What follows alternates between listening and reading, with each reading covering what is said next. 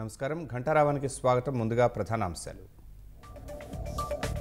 మేనిఫెస్టోపై జగన్ కు గౌరవం లేదన్న చంద్రబాబు, హామీలు నెరవేర్చకుండా ఓట్లు ఎలా అడుగుతారని నిలదీత.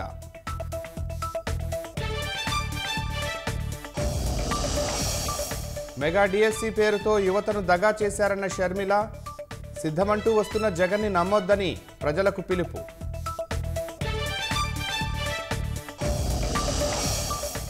విశాఖ రైల్వే జోన్పై వైకాపాకు చిత్తశుద్ధి లేదన్న భాజపా, రాజకీయ లబ్ధి కోసమే అవాస్తవాలు చెబుతున్నారని ధ్వజం.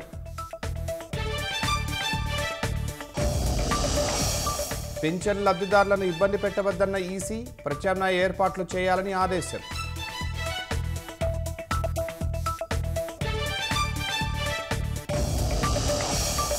నేటి నుంచి 5వ విడత పోలింగ్కు నామినేషన్ల స్వీకరణ.